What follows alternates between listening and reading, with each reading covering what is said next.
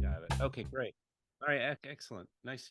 Again, nice to meet you, Linda, and very grateful for the opportunity to have seen Split at the Root.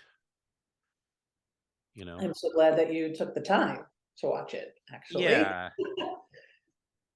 Well, I mean, like a lot of folks, we're very frustrated and horrified by the zero tolerance policy. Which I personally don't think is a controversial stance, but what do I know? Not You know? really the idea of separating small children from their parents.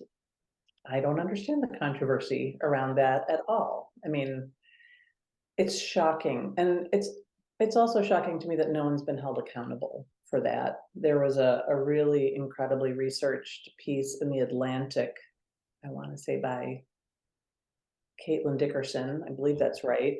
And she got the most astounding quotes from Stephen Miller. She's interviewing him and he's like, "Oh, I can't really talk now because it's my son's dinner time and I need to go feed." Like he was so unaware of the Yeah, I was gonna hypocrisy. say tone deaf is probably too soft an expression considering, Yeah, and but yeah, it's just the idea that this can be twisted in any way. Like, if I didn't know where my daughter, I have my daughter 17. If I didn't know where my daughter was for, I don't know, a few hours, yeah, I'd lose my mind. sure, And uh and these families were separated. The mothers had no idea, mostly mothers, some fathers, had no idea where their children were taken at all. And there was no system put in place to keep track of these children and their parents. There are children that are still separated that people, the Biden task force on reuniting families, they just recently announced that they reunited another 700 children, which is amazing that is and amazing, fantastic. And there's still, 1,000 to 2,000 right? kids It's not. that. I apologize. Go ahead. No, no, no. I also, I'm going off on policy and No, no, maybe. it's well, here's where I come in. I help. First of all, one family being separated isn't acceptable. So that's the zero policy tolerance, excuse me, policy that we should have. Not not the one that the last administration put into place. But I want to just say, we started off on this conversation, a very political conversation, whereas your documentary, again, it's called Split at the Root, is and it will be opening, since we're talking, since I brought it up, Good. on Thank it'll be you. on Netflix and in select theaters as of March 3rd. But it's not really a political film. It's not a subject that should be political in the first place, but it's not a political film. It's a personal film about a group of people, men and women, who decided that they're not going to tolerate this policy, and they're going to work. If nobody else is going to, they're going to help try to get these families together. And it's called um, uh, I know I have, oh, right here, the Immigrant Families Together, or the IFT. And then wisely, your film really focuses on two different families that are directly affected. Rosie's family being maybe the primary one. We watch her being separate, her family's being separated. She already, this from Guatemala. She leaves. Her husband was killed.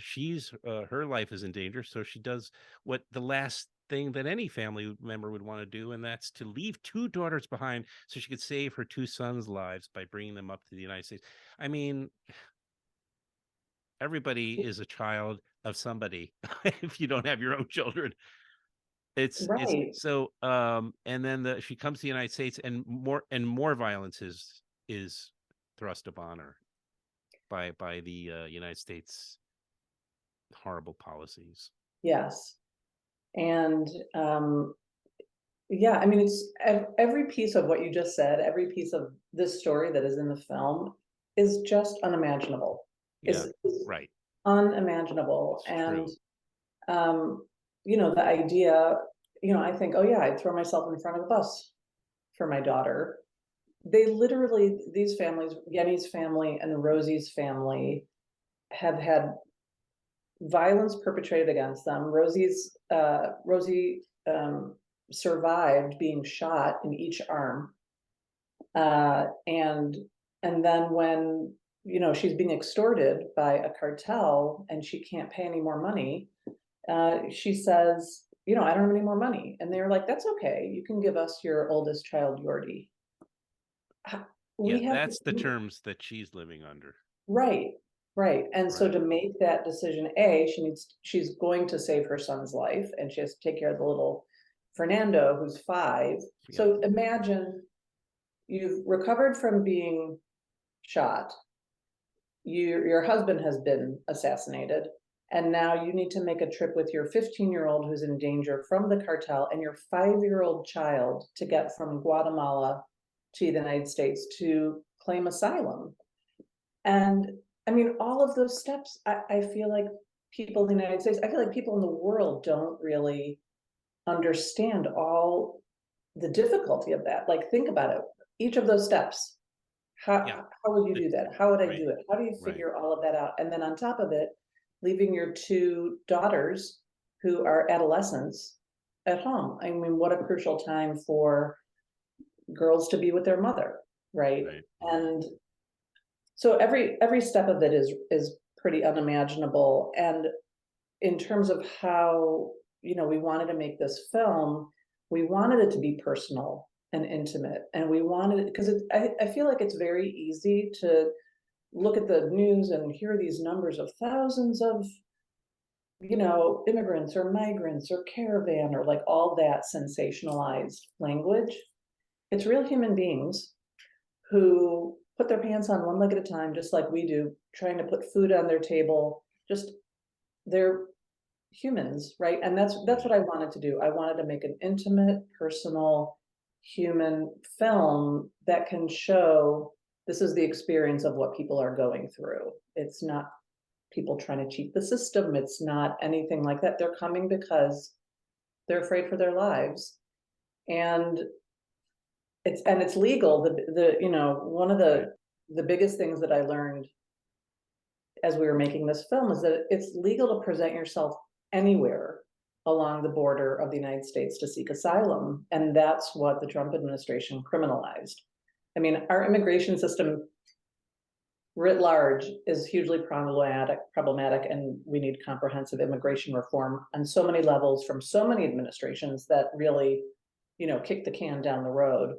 However, the Trump administration criminalized something that's a misdemeanor and causing lifelong trauma. And the PHR, I want to say it's the Physicians for Human Responsibility. I hope I didn't get their name wrong.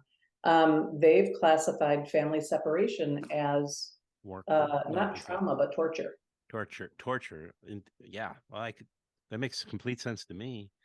I was wondering, if family seeking asylum is legal. I guess that's the whole idea, is that, yeah, it's legal as a concept, but then when you have to still take each case or each instance case by case, and then whatever your immigration lawyer can disprove it, or I'm talking about the government's lawyer in this case. They could just try to just take it apart by some technicality rather, and if that's what their mission is to do. But I couldn't think of a more clear cut case of where asylum would be appropriate. Then let's say these families coming in from Guatemala in your film would be. It's just there's just no desire to stand by this Right. human. And it's, the cruelty is the point. Yeah, right. Exactly. You brought up Stephen Miller. Yeah. The pilot program that was started to test it out. How would this work? Can we really make this fantastically horrible process work? We're going to try it out in secret. So that was the pilot program in 2017. And then they enacted it in 2018 because they were like, yep, we can do this, and the cruelty is the point. Right. Um, well, and you're I mentioned the organization up Mm. in New York that here in New York that kind of came together. I mean, it seems like pretty amazing story in of itself, just how this organization, the immigrant family together. So it's called. Mhm.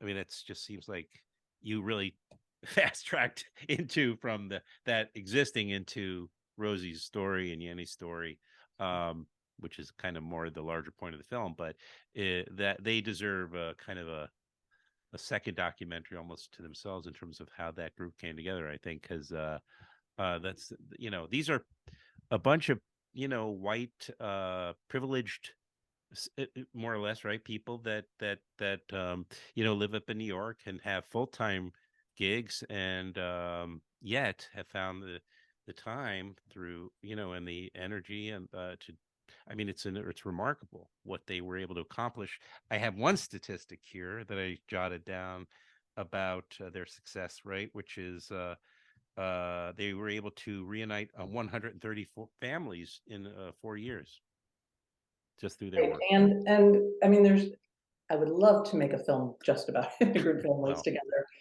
they may not Um, like it, but yeah, yeah. Well, I mean, they're the big picture. They see the big picture, which is anything to get the message out. So, um, and that's well, I want to go in two different directions from here, sure, sure.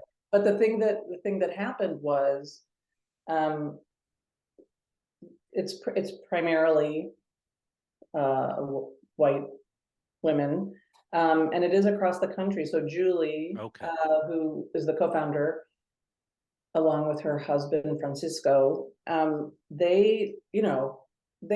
she figured out something to do. Like she was vibrating, like so many of us, of what is this? What's happening? We can't let this stand. Right. And she learns about Yenny. Yenny was, I believe, the very first um, Uh-huh. detained mother who was kind of named, who became public. There were these rumors about what was happening, and she was the first one. And so Julie learned about Yenny and found out what her bail was, and was like, I know enough people that we can crowdfund and bond her out and reunite her with her family. And the kind of genius of Julie and Francisco is they're both former social workers, Mm, and they have a they have such a holistic vision of care, mm, just put it that way.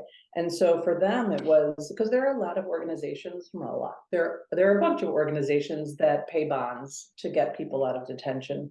mm-hmm. And what they wanted to do, and actually have done and continue to do, is pay the bond, reunite the family, help them with housing, finding schools for their kids, doctors, dentists, immigration lawyers. And Right. so they're this holistic organization that helps people from that first moment of paying the bond through their asylum hearing. And they obviously can't control what happens in the asylum hearing. Um, but like going from soup to nuts, imagine you've made this horrific, frightening journey with your children. You're separated and traumatized. You're released into the United States, into our very, very, very simple legal and immigration system that Yeah. anybody can figure out. And it's Mm, like landing on Mars. What are you going to do? So one of the many things that I love about what IFT does is that they see this as again this holistic idea, and that people just wanted something to do. Also, like everybody wanted something to do aside from flooding our representatives' offices with end this policy, mm, and so they figured it out. And there are, at the height of family reunification, there was a core of 15 women who were kind of making everything happen. Mhm. And most of them are in New York, but there's also women in LA, there's a woman in the Midwest, people kind of, there's someone in Maryland. There, it is across the country, but started in New York. I see. Well, again, it's called Split at the Root. It's going to be premiering in select theaters. Is that for consideration screenings or theatricals or beyond? Let's hope. We just Well, want we to, should say that rather than me doing guessing about it, and it will also be on Netflix, which is a big deal. Array Releasing, Ava DuVernay's company, is distributing the film. I don't know if they help produce it, but they're distributing it, and that's a big deal. How did that happen? that happened. We have the most outstanding executive producer in Yes. Rosario Dawson, Okay. and she had worked with Ava on DMZ most Hmm. recently. And as we were talking, it was interesting. We premiered the film at South by Southwest last year, Hmm. and people really love the film. They're like, it's so hard. The world is so hard. We want, celebrity documentaries. We want music documentaries. We want true crime. And I'm like, this is true crime. Yeah. This is true Well crime. They said. didn't kind Yeah. of go with that. So it was hard to find, and it's a crazy state of distribution right now too. Yeah. And so, we had our little uphill battles, and Rosario's like, I said, Ava has this distribution company, and Rosario's like, oh, I'm sending her the movie right now. And, how fortunate. So Ava watched the film She's committed and to social she's justice, and completely, and, yeah. what Array does so brilliantly is find all the right ways of amplifying films and the social justice component, the film itself. And I've been so impressed to just see like the plans that they've laid out. And as a independent filmmaker, I'm so grateful. It's really it's a little bit in the wilderness. I mean, I've been super fortunate to have great partners on this film of Maria Grasso and Marty Knox and Cold Right. Iron. Um, and Lana Parrilla has come in to support the film. And, all of that, we're so fortunate to be able to get it in front of people. The whole idea is that once we show people the film and talk about the story and talk about these women from both sides of the border who are I don't even have Yeah. adjectives to describe them. I know. Badass, unrelenting in the best possible way. So once people see that and understand, again, it's like, what are the personal stories? How do you reach people? And when all of these different members of our team saw the film or seeing pieces of the film, they were like, we need to get this out there. We need to get this out there. And the more people know, then people are not forgotten. Right now, it's out of the news cycle. We need Yeah. to bring it back in. We need to make Yes. something happen. We all need to be unrelenting, Well, right? I hope this film helps bring it back into the news cycle. Then it should. I hope so. It Uh, will. well, it's certainly a powerful documentary, and your what is the expression? You hold on to a certain tool in case you just need it in the last minute. I'm trying to think of the right expression, but it's not coming to me. But you have Fernando. It's like, who could be a better spokesperson? Because that kid he sort of has the the whole package. It seems like when he was talking about his mother, he was so moved he was almost. I mean, it's a pretty remarkable kid. So he, yeah, he's a really, really special yeah, human, right? yeah, And of course, in how he's processing, he was 5, right, when they yeah, crossed, incredible. Yeah, and really, really learned English very quickly. And yes, he wanted to communicate with people. He yeah, wanted to have friends. He sure, wanted this. And so when he's talking about his mom, he's talking about as a elementary school kid. Yeah, he's talking about her teaching him how to skateboard and have the perseverance. But really, he knows and Yeah. can't entirely articulate it. His mom saved his life. Well, he does articulate it, Yeah. in a sense, Oh, if you're, he does, yeah, but yeah, it's yeah, so, right. children are But he so doesn't interesting. have all the words yet. But I mean, he has an awful lot. You're right. His English was really his, Right. um, anyway, I was going to try to avoid talking about it because he's so adorable, but I couldn't resist the last minute. Oh my God. But, but, Don't uh, resist Fernando. no. Thank you so much. Really, this was so nice to meet you and have a chance to talk to you about your film. And I'm only too happy to help get the word out in my small way. Oh, I'm truly grateful. Every Thank you. person counts. That's a part of the point of the Right. movie, right? Is every person can make a That's difference. true. Every person counts. Everybody uses their voice. It all comes together and we get Right. loud. So I'm really happy to meet you and thank you for taking the time to watch and appreciate the film and help us, Yeah. get out there on March 3rd on Netflix. I wish you much success with it. Thank you so much. All Take right. care. Well, you too. Have a good week.